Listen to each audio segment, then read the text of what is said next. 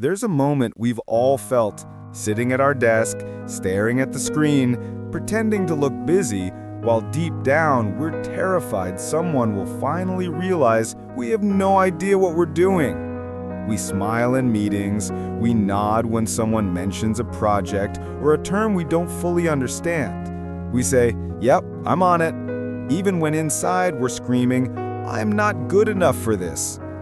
It's that secret fear, the one that whispers, "You're faking it. You don't belong here."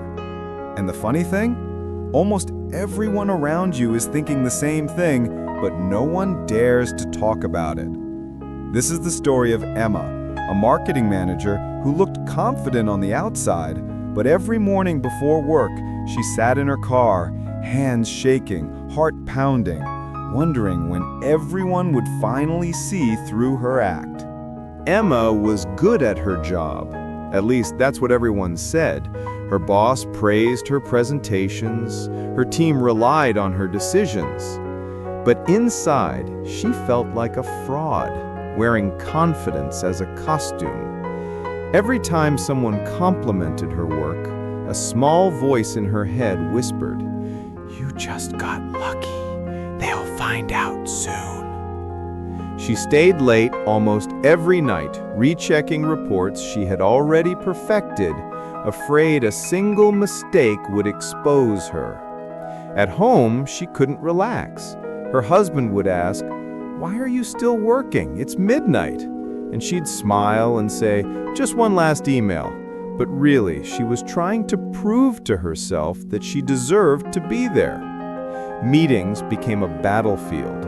She rehearsed every sentence before speaking, terrified someone might question her knowledge. When they didn't, she felt relief and guilt for feeling relieved.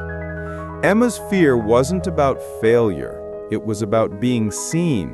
The fear that someone might look too closely and realize she wasn't as smart, as capable, or as confident as she appeared. She began waking up exhausted, not from the work itself, but from the weight of pretending. Each day was an act. She dressed the part, spoke the part, smiled the part. But underneath it all was a quiet panic. What if today is the day I slip up? Her co-workers admired her discipline. They didn't know that her discipline came from fear, not motivation. They saw confidence, she saw cracks. At lunch, when others laughed and shared stories, Emma stayed behind at her desk.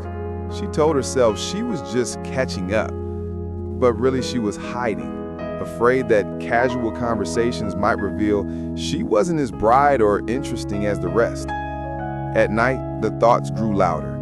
"You don't belong here.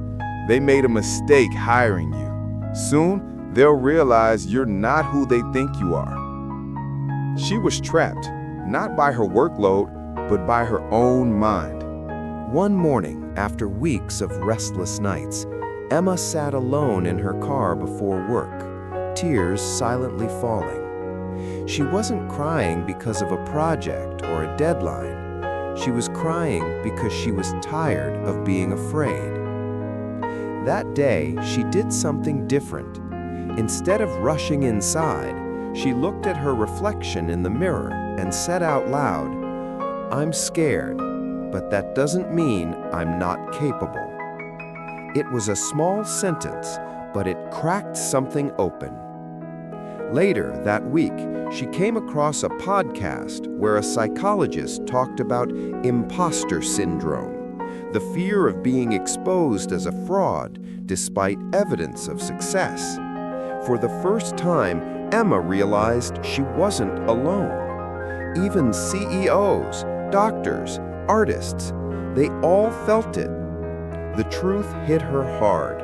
Her fear wasn't proof she was unqualified. It was proof she cared deeply about doing well. She began noticing it in others. The coworker who over-prepared, the manager who double-checked everything, the intern who apologized too often.